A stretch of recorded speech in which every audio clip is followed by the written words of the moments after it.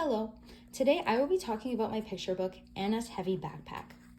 The first key concept I would like to talk about is enhancement on pages 5 and 6. This can be seen through body language, facial expressions, and orthography. As type describes, enhancement is when the words and pictures extend or expand on each other's meanings. So on this page, you'll notice that I exaggerated the sizes of Anna's classmates. This is done on purpose. Because Anna was already very anxious about a lot of things in school, she sees them a lot bigger than what they could actually be. So that's why I purposely made her classmates bigger so it shows how intimidating they are to her. The next example I will be using is on pages 11 and 12. So here, Anna is anxious about her presentation. Her facial expressions show that she is scared. You can see that she is sweating, and there are lines to show that she is shaking, which is her body language. I also purposely drew her extra small on this page to show that she feels small. These are all ways to enhance Anna's expressions and feelings. Next, the orthography is also significant in this page. It also enhances, I purposely wrote her speech in smaller words. Hello, today I will be talking about, and then the teacher in bigger letters, Anna, please speak up. This is to show Anna's a little unconfident and very shy, which also goes in hand with her anxiety. Next, I will be talking about counterpoint. We can see this on page 4 over here.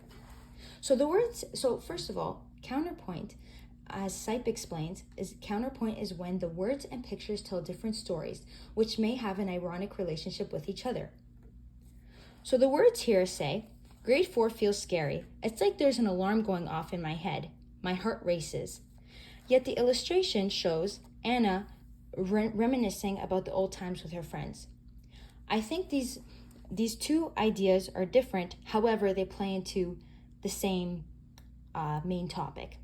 So she's feeling these bad feelings, but the reason why she's anxious is because things are changing in her life.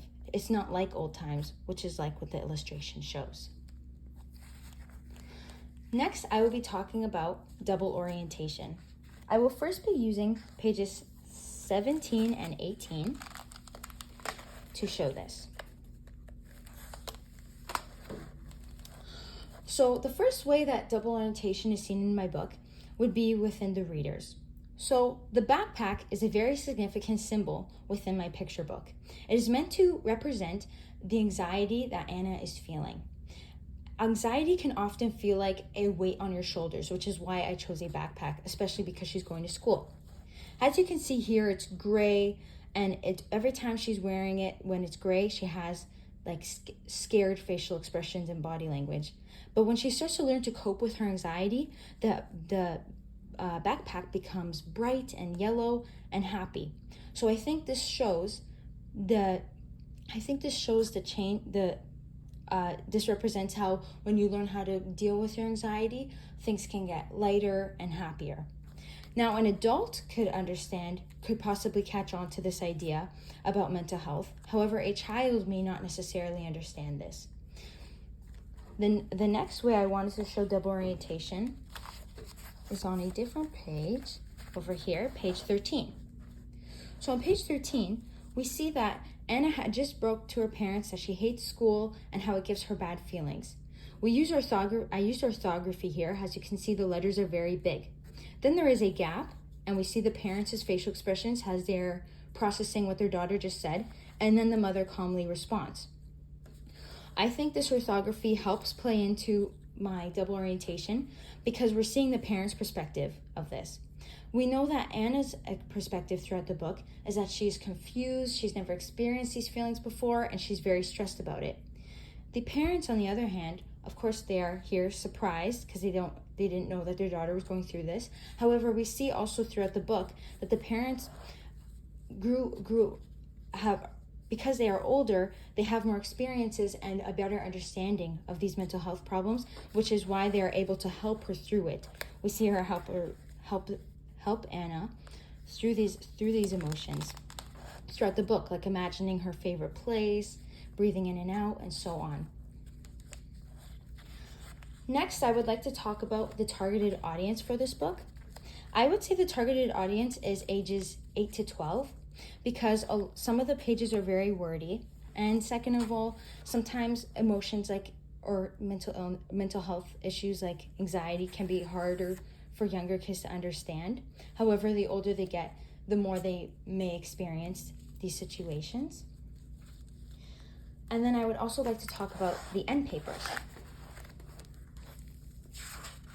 So you can see here, the end papers are very messy, dark, sharp, like scary, and this is meant to show all the anxiety that is built up inside the backpack.